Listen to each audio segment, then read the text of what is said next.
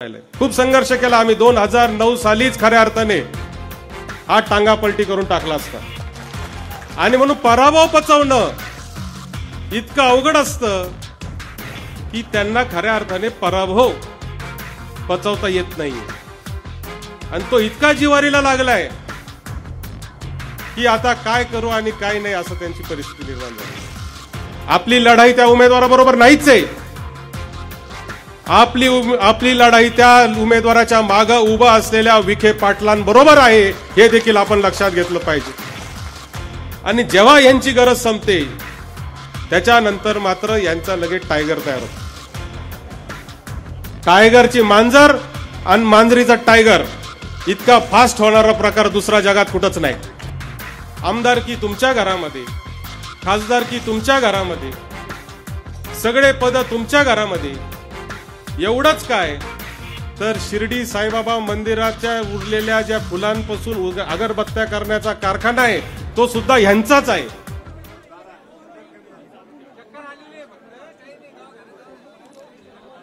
खरं तर आजचा हा कार्यक्रम, आजचा हा मेळावा, आजची सभा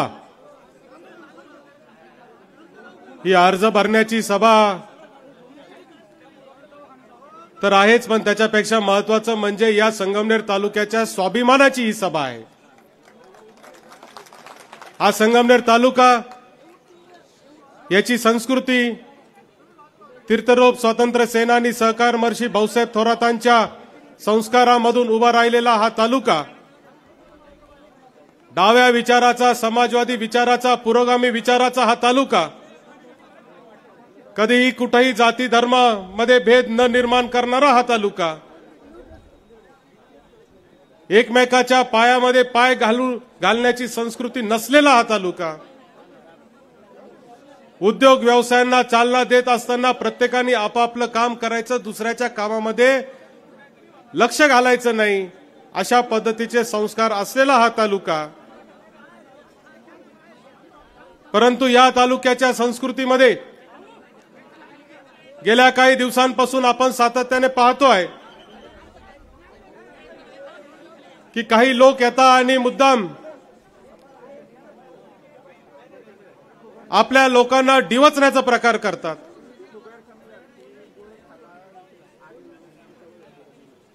मी 1999 साली खऱ्या अर्थाने पहिल्यांदा विद्यार्थी चळवळीमधून NSY मधून काम करायला सुरुवात केली। माझे तेव्हाचे सर्व सहकारी सुरेश थोरात असतील, मिलिंद कानोडे असतील, रमेश गुंजाळ असतील, महेंद्र गोडगे असतील, चांगदेव खेमनर असतील, अनेक सगळ्या तालुक्यातले सगळे सहकारी, आम्ही 99च्या निवडणुकीत सगळ्यात पहिल्यांदा साहेबांच्या प्रचारासाठी अत्यंत मोठ्या पद्धतीने युवकांचं काम केलं। तेव्हापासूनच्या सगळ्या निवडणुका या मी सातत्याने अत्यंत जवळून पाहतोय। 99 ची निवडणूक झाली, 2004 ची निवडणूक झाली, 2009 ची निवडणूक झाली, मोदी लाटेमध्ये आलेली 2014 ची निवडणूक झाली, 2019 ची निवडणूक झाली। परंतु आजपर्यंत अशा पद्धतीच्या खालच्या पातळीचं राजकारण मी कोणत्याही निवडणुकीमध्ये पाहिलं नव्हतं। 2024 ची ही निवडणूक संगमनेर तालुक्याच्या इतिहासामध्ये एक अशा पद्धतीची निवडणूक होणार आहे की पुढचे 5-50 वर्ष या तालुक्याकडे नजर देखील उडून बघण्याची कोणाची हिंमत झाली नाही पाहिजे, अशी ही निवडणूक असणार आहे।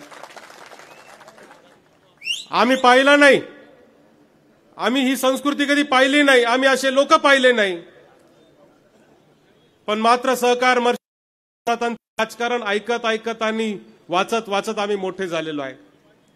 इथं दत्तू मामांनी सांगितलं की 89च्या कारखान्याच्या निवडणुकीला काय झालं। अनेक किस्से आम्ही लहानपणापासून ऐकलेले आहेत। आणि म्हणून या किस्स्यांमधून, या मुळशीमधून तयार झालेले हे कार्यकर्ते आहेत। सहकार महर्षी भाऊसाहेब थोरातांनी या संगमनेर तालुक्यासाठी एक स्वप्न पाहिलं। दुष्काळी असलेला हा तालुका, पिण्याची पाण्याची व्यवस्था नाही, शेतीच्या पाण्याची व्यवस्था नाही, शेजारून नदी वाहते परंतु पाणी उचलायला परवानगी नाही, आणि मग त्या पाण्याचं नियोजन करून आपल्या शेतात शेतकऱ्याच्या शेतापर्यंत बांधापर्यंत पाणी आणण्यासाठी वेगवेगळ्या योजना केल्या। आज जे म्हणतात 40 वर्षामध्ये तालुक्यामध्ये काय झालं, त्यांना मला सांगायचं का 40 वर्षापूर्वीचा संगमनेर तालुका आणि आजचा संगमनेर तालुका हा खऱ्या अर्थाने विकासाचं एक आदर्श मॉडेल या देशामध्ये निर्माण करण्याचं काम थोरात परिवारांनी केलेलं आहे। स्वातंत्र्य सेनानी भाऊसाहेब थोरातांनी एक स्वप्न पाहिलं। 67 साली साखर कारखान्याची निर्मिती केली। जेव्हा या तालुक्यामध्ये ऊसाचं पीक नव्हतं तेव्हा या कारखान्याची निर्मिती केली आणि ते स्वप्न पुढे घेऊन चालण्याचं काम आदरणीय बाळासाहेब थोरात साहेबांनी अतिशय मोठ्यापणाने केलं। आणि म्हणून काल साहेबांनी लोणीच्या सभेमध्ये सांगितले का तुलना करा, तुमची आणि आमची एकदा तुलना करा, परंतु मला खात्री की तुलना ते करू शकत नाही। तुलना करणं म्हणजे त्यांच्यासाठी अतिशय कमीपणाचं ठरेल असं मला वाटतं, कारण त्यांच्याकडे दाखवण्यासाठी कोणतं मॉडेल नाही। त्यांच्याकडे चालू असलेल्या संस्था बंद करण्याचं उत्तम मॉडेल जर कोणतं असेल तर ते प्रवरेचं मॉडेल आहे। आणि म्हणून दुसऱ्याचं चांगलं देखवत नाही, त्यासाठी इथं यायचं आणि कुठंतरी आपल्याला भडकवण्याचं काम करायचं। खरं तर तुम्हाला सांगतो, राजकारणामध्ये काम करताना पराभव पचवणं याच्या इतकं मोठं काम कोणतंच नसतं। पराभव पचवायला एक ताकद लागते। माझ्या तर राजकीय जीवनामध्ये जिल्हा परिषद अध्यक्षाचे 2 पराभव, जिल्हा परिषद उपाध्यक्षाला तर माझ्या विरुद्ध वहिनी मोनिका राजळेंना उभं केलं, तो 3रा पराभव। युवक काँग्रेसच्या निवडणुकीमध्ये अजून 2 पराभव, 2014च्या विधानसभेला अजून 1 पराभव, असे 5-5 पराभव पचवलेला मी कार्यकर्ता आहे। आणि म्हणून पराभव पचवणं इतकं अवघड असतं की त्यांना खऱ्या अर्थाने पराभव पचवता येत नाहीये। आणि तो इतका जिवारीला लागलाय की आता काय करू आणि काय नाही असं त्यांची परिस्थिती निर्माण झालेली आहे। आणि म्हणून त्या नैराश्यातून ते आपल्याकडे येतात, भाषण करतात, बोलतात। मगाशी विश्वास काका मुर्तडकांनी भाषणात सांगितलं, कैलास लोणारी असतील, अरुणराव वाकचौरे असतील, दिलीप शेठ पुंडा असतील, विश्वास काका मुर्तडक असतील, अशा अनेक नावं त्यांनी घेतले की ज्यांना खऱ्या अर्थाने नामदार साहेबांनी नगराध्यक्ष म्हणून काम करण्याची संधी दिली। यांनी भाषणात सांगितलं की 15 वर्ष तुमच्याच घरात नगराध्यक्षपद कसं। अरे माझा प्रश्न असा आहे की 2007 साली ज्यावेळेस माझ्याकडे सगळ्यात जास्त जिल्हा परिषद सदस्य होते तेव्हा सुद्धा तुमच्या आईच जिल्हा परिषद अध्यक्ष झाल्या, मला मात्र जिल्हा परिषद अध्यक्ष तुम्ही होऊ दिला नाही। ज्यावेळेस 2 वेळा 10 वर्ष जिल्हा परिषद अध्यक्षपद तुमच्या घरामध्ये, आमदारकी तुमच्या घरामध्ये, खासदारकी तुमच्या घरामध्ये, सगळे पद तुमच्या घरामध्ये, एवढंच काय तर शिर्डी साईबाबा मंदिराच्या उरलेल्या ज्या फुलांपासून अगरबत्त्या करण्याचा कारखाना आहे तो सुद्धा ह्यांचाच आहे। कोणतीच गोष्ट दुसऱ्याला द्यायची नाही आणि दुसरा मात्र काही करत असेल तर ते सहन करायचं नाही। आणि म्हणून या प्रवृत्तीला खऱ्या अर्थाने जागा दाखवण्याचा वेळ आज या निमित्ताने आलेली आहे। आपण पाहिलं की परवाची घटना जयानी आता सांगितलं। खरं तर मी डॉक्टर जयाताईचं अभिनंदन करतो का तिने इतक्या खंबीरपणाने अशी भूमिका त्या ठिकाणी पार पाडली। एखादी जर मुलगी असती तर असं ऐकून ती घरामध्ये बसून राहिली असती, परंतु ही घरामध्ये बसली नाही, ही दुसऱ्या दिवशी बाहेर पडली। हे मनाचा मोठेपणा आणि हे मन खंबीर मन असणारी ही मुलगी आहे। परवाची घटना घडली, मी सगळ्या घटनेचं व्यवस्थित माहिती घेतली। जे लोक घटनास्थळी नाही त्यांच्यावर गुन्हे दाखल, प्रशासनाने फोन केला, साहेबांना फोन केला, की साहेब तिथं 2 गटामध्ये काहीतरी भांडणं चालू झालेले आहेत, तुमचे कार्यकर्ते असतील तर कृपया त्यांना तिथं जाऊन निरोप द्यायला सांगा. आणि तो सांगण्यासाठी साहेबांनी आपल्या प्रमुख कार्यकर्त्याला तिथं अकोले नाक्यावर पाठवलं की बाबा हो जा आणि बघा काय भांडणं चालले असतील तर मिटवा. आणि ते मिटवायला गेलेल्यांचे फोटो काढले आणि ते स्क्रीनवर दाखवतात की याच्या मागे आमच्या कटामध्ये हे लोक होते. इंद्रजित मामा थोरात असतील, भास्कर खेमनर असेल, अजय फटांगरे असतील, निखिल पापडेजे असतील, हर्षल राहणे असतील, अनेक लोक होते, अनेक कार्यकर्ते त्या ठिकाणी होते की जे खऱ्या अर्थाने मिटवायला गेले. त्या मिटवायला गेलेल्यांवर 307चा गुन्हा, 307 म्हणजे हाफ मर्डर. हाफ मर्डर झाल्यावर माणसाला लागायला तर पाहिजे. एक पण पेशंट नाही, एक तरी माणूस दवाखान्यात ऍडमिट आहे का सांगा मला. तुम्ही कुठं बातमीत वाचलं का का या दवाखान्यामध्ये इतके पेशंट ऍडमिट आहे, ज्याच्या अंगाला पण हात लागला नाही त्याच्यावर हाफ मर्डरची केस. गाडी जाळली म्हणले. जळतानाच्या गाडीचे व्हिडिओ आहे, जाळतानाचे व्हिडिओ मात्र कुठंच नाही. गाडी जाळतानाचा व्हिडिओ कोणाचा पाहिला का? जळकी गाडी दिसतीये, दुसरा व्हिडिओ एक दिसतोय त्याच्यात गाड्या तोडतायत, काचा बिचा कोणतरी पोरं फोडतंय. कोण फोडतंय काय फोडतंय अजूनपर्यंत तपास नाही. आणि अशा पद्धतीने आमच्या कार्यकर्त्यांवर खोटे गुन्हे दाखल केले. मला वाईट या गोष्टीचं वाटतं की आमच्या माता भगिनींना स्वतःच्या न्यायासाठी 8 तास रात्रभर, रात्री 10 ते सकाळी 6 पर्यंत पोलीस स्टेशनच्या बाहेर ठिय्या आंदोलन मांडावं लागलं. त्यांना ठिय्या आंदोलन त्या ठिकाणी करावं लागलं. तेव्हा सकाळी 6:30 वाजता गुन्हे दाखल झाले. आणि दुसऱ्या बाजूला विरोधकांच्या तक्रारी मात्र पुढच्या 5-5 मिनिटांमध्ये केल्या. खऱ्या अर्थाने मी या निमित्ताने या पोलीस प्रशासनाचा जाहीर निषेध करतो. असा दुजाभाव पोलीस करू शकत नाही. पोलिसांनी हे दुजाभाव करण्याचं कारण नाही, राजकीय दबावामध्ये येण्याचं कारण नाही. पोलिसांनी कायम त्या ठिकाणी दोन्ही बाजू ऐकून सत्सद विवेकबुद्धीने काम करणं अभिप्रेत आहे.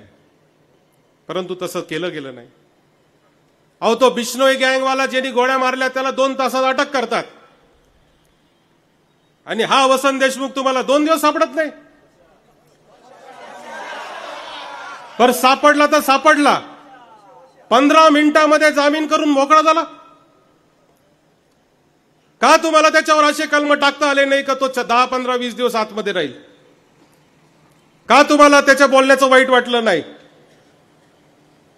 पोलिसांच्या या सगळ्या कामकाजावर खऱ्या अर्थाने फार मोठं प्रश्नचिन्ह या निमित्तानं निर्माण होतं.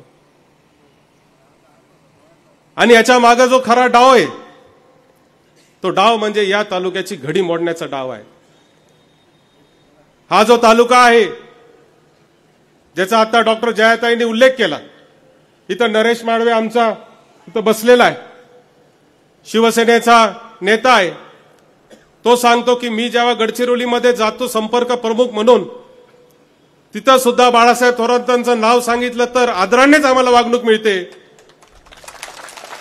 या तालुक्याची ही ओळख आहे आणि ती ओळख पुसण्यासाठी केला गेलेलं हे सगळं मागच्या 4-8 दिवसातलं षडयंत्र आहे, जे उडं पाडण्याचं काम आपल्याला खऱ्या अर्थाने 20 तारखेच्या निवडणुकीच्या निमित्ताने करायचं आहे. आपल्याला वाटत असेल का उमेदवार कोण आला, डमी आला? उमेदवार डमी नाहीये. त्या उमेदवाराच्या मागं कोण उभं आहे हे आपल्याला खऱ्या अर्थाने पाहायचं आहे. आपली लढाई त्या उमेदवाराबरोबर नाहीच आहे. आपली लढाई त्या उमेदवाराच्या मागं उभा असलेल्या विखे पाटलांबरोबर आहे, हे देखील आपण लक्षात घेतलं पाहिजे. ते स्वतः उभे राहू शकले नाहीत, अनेक डरकाळ्या फोडल्या, परंतु स्वतः उभे नाही राहू शकले. आणि शेवटी त्यांना इथून जावं लागलं. इथं विश्वास काका मुर्तडकांनी सांगितलं की स्टोन क्रेशरची काय परिस्थिती. छोटं उदाहरण आहे. दिलीप शेठ पुंडनचे चिरंजीव असतील, विश्वासराव असतील, आमचा विशाल भुसाळ असेल, अनेक, मी 50 नावं असे घेऊ शकतो. की ज्यांनी कर्ज काढून स्टोन क्रशरचा व्यवसाय चालू केला आणि फक्त ते बाळासाहेब थोरातांचे कार्यकर्ते म्हणून त्यांच्यावर 10-10, 20-20 कोटी रुपयाच्या त्यांच्यावर बोजे चढवले, त्यांच्या सातबाऱ्यावर बोजे चढवले, त्यांचे स्टोन क्रशर बंद केले. हप्ते भरू शकत नाही अशी परिस्थिती आहे. घर रस्त्यावर येईल अशी परिस्थिती आहे. प्रपंचावर आलेत. बोलत असताना ते गैवरून गेले होते हे मला जाणवत होतं. कारण प्रपंचावर येण्याचं काम यांनी खऱ्या अर्थाने केलंय. काय कारण होतं तुम्हाला कोणाच्या प्रपंचावर जाण्याचं? बरं, फक्त ते संगमनेरच्या त्या स्टोन क्रशरमुळे स्टोन क्रशरवाल्यांच्या प्रपंचावर गेले असं नाही. खडी मिळत नाही, वाळू मिळत नाही, मुरुम मिळत नाही, डबर मिळत नाही म्हणून बांधकामं बंद झाले. मजुरांनी मोर्चा काढला. हजारो मजूर गाढवांसह कचेरीवर मोर्चाला गेले. कितीतरी लोक त्या ठिकाणी रस्त्यावर आलेत. बांधकामं गावातले बंद झाले. परंतु ह्यांना त्या गोष्टीची कधी जाणीव झाली नाही. आणि म्हणून खऱ्या अर्थाने मित्रांनो, ही जे काही प्रवृत्ती त्यांनी मागच्या काळामध्ये तयार केली, यांचा इतिहास सांगायला जर लागलो तर किती मोठा इतिहास आहे. जेव्हा यांना गरज असते तेव्हा ते साष्टांग दंडवत घालूनच तयार असतात आणि जेव्हा यांची गरज संपते त्याच्यानंतर मात्र यांचा लगेच टायगर तयार होतो. टायगरची मांजर आणि मांजरीचा टायगर इतका फास्ट होणारा प्रकार दुसरा जगात कुठंच नाही. 2004ची लोकसभेची निवडणूक होती.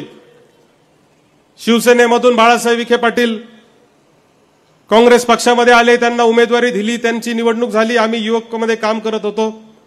मोठा युवकांचा मेळावा आम्ही कवी आनंद फंदीमध्ये घेतला. आम्ही गेलो, फार काम केलं, खूप प्रचार केला. मोठ्या मताधिक्याने ते निवडून आले. निवडून आल्यावर एक दिवस महेंद्र गोडगे आणि मी दिल्लीला गेलो. दिल्लीला गेल्यावर महेंद्र मला म्हणला, एवढं काम केलंय आपण विखे पाटलांचं, आपण जरा त्यांच्या बंगल्यावर तरी जाऊन येऊ म्हणले. मी त्याला म्हणलं, अरे नको, कशाला जायचं? नाही नाही म्हणले, जरा जाऊन तर येऊ, एवढं काम केलंय आपण त्यांचं. म्हणून आम्ही साहेबांना भेटायला, म्हणजे विखे पाटील साहेबांना मोठ्या, त्यांना भेटायला आम्ही त्यांच्या बंगल्यावर गेलो. तुम्हाला सांगतो, आम्हाला बंगल्याच्या आतमध्ये सुद्धा घेतलं नाही. आतमध्ये सुद्धा घेतलं नाही. दारातून आमच्याशी बोलले आणि म्हणाले, तुम्ही काय माझं काम नीट केलं नाही.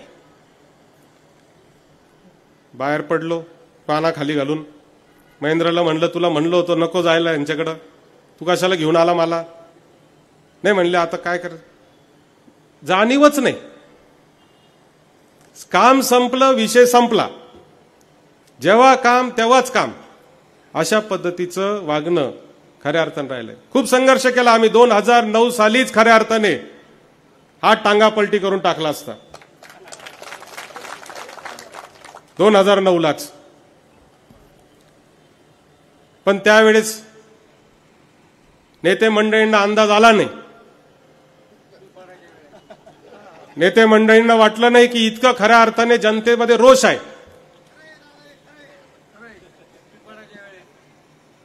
सुरेश आहे, आम्ही सगळेच आहे. आता इकडं नवनाथ भाऊ आहे, सगळेच. आता नवनाथ आंधळे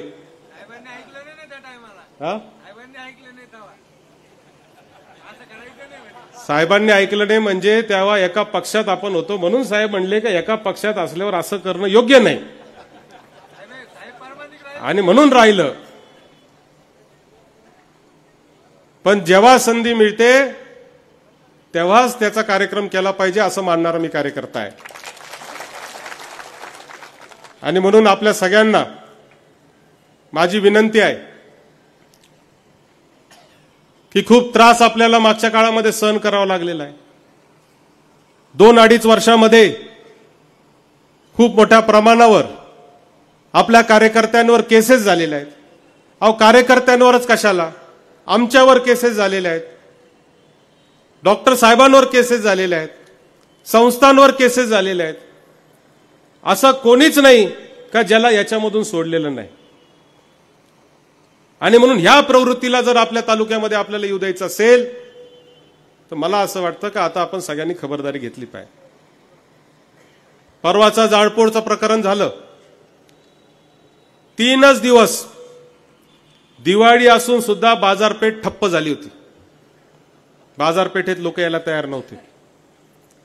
समजून घेतलं पाहिजे संगमनेर शहरातल्या सगळ्या लोकांनी का ही जी बाजारपेठ आहे, हे जे वैभव आहे, हे जे ऐश्वर्य आहे ते शांतीमुळे आहे, या संगमनेर तालुक्याच्या संस्कृतीमुळे आहे. संगमनेर तालुक्यामध्ये आपण शांतता ठेवतो, आपण संयम ठेवतो. ही संस्कृती आपण आजपर्यंत पाळलेली आहे आणि त्याच्यामुळं आजपर्यंत आपण खऱ्या अर्थाने प्रगती करू शकलो आहे. इथे कधी आजपर्यंत माता भगिनींना त्रास देण्याचं प्रकरण कधी झालं नाही. कोणाच्या दुसऱ्याच्या उद्योग व्यवसायाला उखडून टाकण्याचं काम आजपर्यंत आपण कधी केलं नाही. कोण किती मोठा बंगला बांधतंय, कोण किती मोठी फॅक्टरी काढतंय त्याच्याकडे कधी वाईट नजरेने आपण पाहिलं नाही. किंबहुना त्याच्यासाठी प्रोत्साहन म्हणूनच जाण्याचं काम आपण त्या ठिकाणी केलं. कोणत्याही पद्धतीची मस्ती, अहंकार, उर्मटपणा आजपर्यंत आपल्या कार्यकर्त्यांनी कोणी दाखवला नाही. यशोदांचं कार्यालय आमच्या सगळ्या सामान्य माणसासाठी सतत 24 तास उघडं आहे. कोणी आलं तरी त्याचं काम 100% झाल्याशिवाय राहत नाही. मग ही जर संस्कृती आपण खऱ्या अर्थाने जर उभी केली असेल तर मला असं वाटतं ती टिकवणं देखील आपल्या सगळ्यांचं कर्तव्य आहे. अजून खूप काम आपल्याला संगमनेर तालुक्यामध्ये करणं बाकी आहे. नवीन आता तरुण माणसं शिक्षण घेत आहेत. शिक्षणाच्या अनेक सुविधा उपलब्ध झालेल्या आहेत. डॉक्टर होत आहेत, इंजिनियर होत आहेत. आता त्यांच्या हाताला काम देण्यासाठी, या बेरोजगार तरुणांच्या हाताला काम देण्यासाठी मोठे मोठे उद्योगधंदा आणणं आपलं गरजेचं आहे. सिन्नर असेल किंवा आजूबाजूचे MIDC असतील किंवा आपल्या संगमनेर तालुक्यात नवनवीन उद्योग उभे करण्यासाठी आपल्याला आता खऱ्या अर्थाने थोरात साहेबांच्या पाठीशी खंबीरपणाने उभं राहायचंय. 1980 साली विलासराव देशमुख लातूरमध्ये आमदार म्हणून निवडून आले आणि खऱ्या अर्थाने लातूरची प्रगती झाली ती 1999 सालानंतर जेव्हा विलासराव मुख्यमंत्री झाले. 67 साली बारामतीमध्ये पवार साहेब आमदार म्हणून निवडून आले. परंतु खऱ्या अर्थाने बारामतीची प्रगती चालू झाली 78 साली ज्यावेळेस पवार साहेब मुख्यमंत्री झाले त्याच्यानंतर.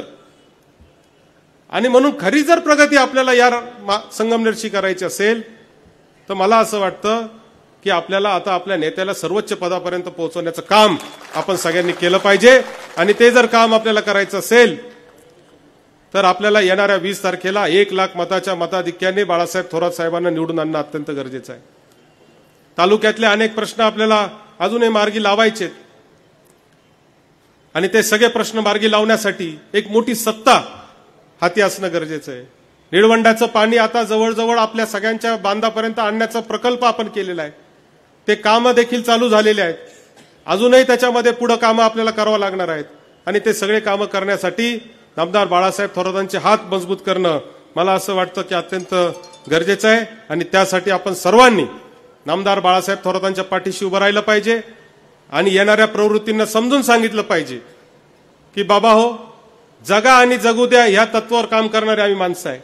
तुम्ही तुमचं काम करा, आम्हाला आमचं काम करू द्या. तुम्ही जर आम्हाला आडवे आले तर आम्ही सुद्धा तुम्हाला आडवा आल्याशिवाय राहणार नाही. हा तालुका एक सुसंस्कृत तालुका आहे, संयमी तालुका आहे, स्वाभिमानी तालुका आहे. या तालुक्याच्या स्वाभिमानाला ठेच लागेल असं कुठलंही कृत्य कोणा जर करत असेल तर त्याला करू द्यायचं नाही. हा पण आपण आजच्या निमित्ताने बांधूया आणि नामदार बाळासाहेब थोरातांच्या पाठीशी खंबीरपणाने आपण उभं राहूया एवढंच आजच्या निमित्ताने सांगतो आणि थांबतो. धन्यवाद. जय हिंद, जय महाराष्ट्र.